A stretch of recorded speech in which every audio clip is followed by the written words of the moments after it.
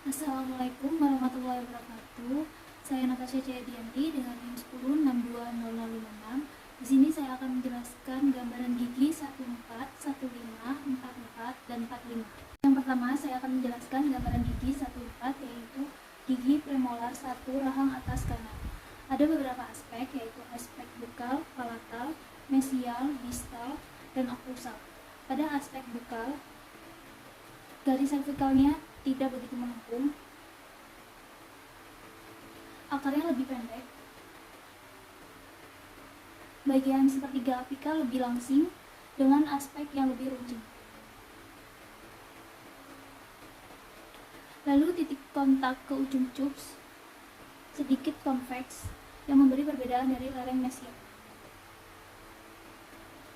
Lalu ada aspek palatal. Pada aspek palatal ini sebaliknya dari aspek bukal, dengan tambahan satu garis lengkungan yang menunjukkan cups palatal dan cups bukal lebih dari 1 mm lebih pendek daripada cups bukal. Lalu selanjutnya ada aspek mesial. Untuk aspek mesial ini, ujung cupsnya berada di dalam lingkungan dasar akar. Lebar korona P1 atau bukopalatalnya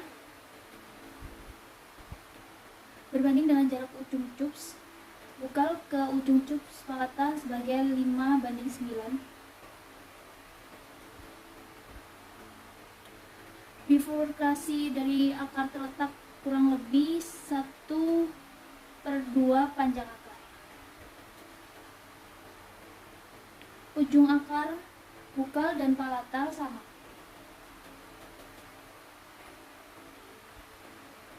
Garis servikalnya melengkung kira-kira 0,5 mm ke permukaan oklusal.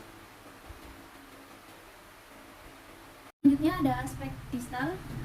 Aspek distal ini sama seperti aspek mesial, hanya ada perbedaan, yaitu garis servikal tidak begitu melengkung, developmental growth tidak ada atau tidak nyata. Selanjutnya ada aspek okklusal. Untuk aspek okklusal ini posisinya relatif dari daerah-daerah kontak. Hubungannya dari cups dan groove sentral terhadap groove lateralnya. Selanjutnya saya akan menjelaskan gambaran gigi 15, yaitu gigi premolar 2 kanan rahang atas. Premolar kedua atas akar tunggal mesiodistal datar dan lebih panjang dari premolar pertama atas.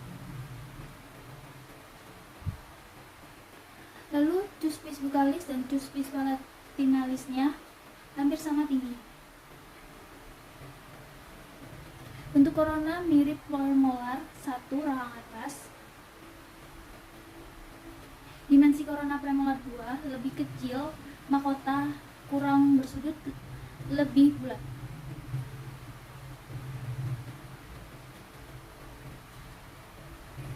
Akar hanya satu sulcus centralis lebih pendek dengan beberapa fisis tambahan. Cups bukal dan palatal lebih kecil dan lebih rendah dari premolar pertama atas. Lereng mesial bukal, cups lebih pendek dari distal, bagian okklusal oval. Selanjutnya saya akan menjelaskan gambaran gigi 44, yaitu gigi premolar 1 rahang bawah. Yang pertama yaitu aspek bukal.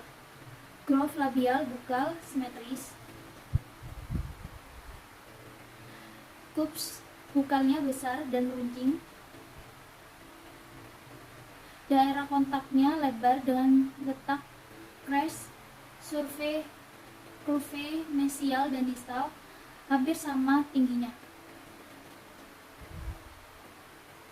Jarak crest servikal kira-kira lebih panjang sedikit daripada setengah jarak servikal ujung cups. Ukuran korona mesial distal pada garis servikal lebih sempit daripada daerah kontak.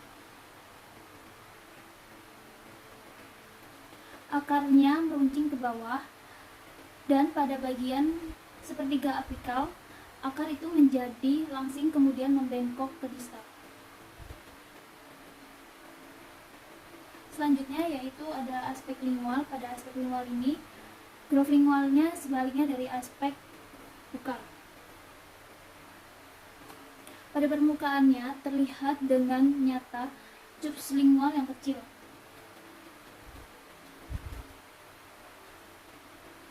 Rata-rata tubes lingual ini sedikit lebih besar daripada seperempat tinggi tubes bukal. Selanjutnya yaitu pada aspek mesial. Pada aspek ini terlihat variasi dalam bentuk fungsional dari gigi belakang atas yang khas untuk gigi belakang bawah. Garis yang membagi tubes bukal terletak pada poros gigi. Groove palatal konveks, yang tubes palatal terletak dari garis palatal dari akar. Groove development terletak nyata. Garis yang menunjukkan groove palatal akar hampir lurus dari cervical samping setengah panjang akar, kemudian meruncing ke apex. Selanjutnya yaitu ada aspek distal. Pada aspek ini sebaliknya dari aspek mesial.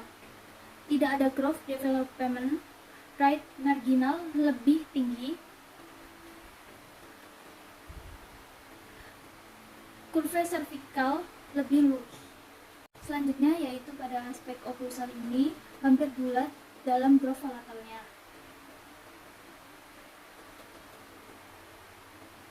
Dengan sedikit variasi developmental mesial. Groove lingual distal hampir bundar dari crest groove bukal ke crest groove lingual. Groove lingual mesial bulat dari groove developmental mesial ke crest groove bukal.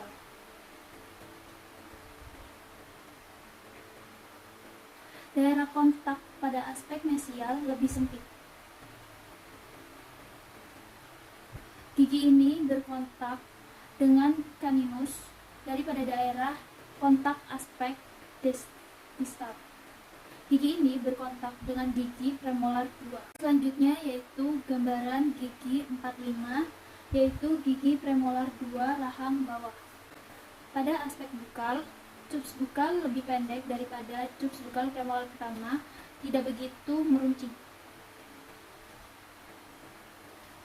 Akarnya lebih panjang. Permukaan-permukaan lainnya sama. Selanjutnya yaitu aspek lingual. Pada aspek lingual ini sebaliknya dari aspek bukal. Tubes lingual terlihat di bawah tubes bukal. Tubes mesio lingual lebih besar daripada tubes disto lingual. Selanjutnya yaitu aspek mesial. Pada aspek mesial ini sama dengan aspek mesial premolar pertama bawah dengan perbedaan sebagai berikut, yaitu ada groove developmental mesio lingual tidak ada. Right marginal lebih tinggi. Lalu ada tubes lingual lebih besar daripada tubes lingual premolar pertama. Lalu ada aspek distal. Pada aspek distal sebaliknya dari aspek mesial. Kadang-kadang semua tubes dapat terlihat. Selanjutnya ada aspek oklusal. Aspek ini berbeda sekali dengan premolar pertama, yaitu ada daerah kontak lebar dan rata. Groove labial 4 persegi. Peak sentral di mana groove developmental bertemu. Mesiolingual tubes lebih besar dari distolingual tubes. Sekian dari saya. Wassalamualaikum warahmatullahi wabarakatuh.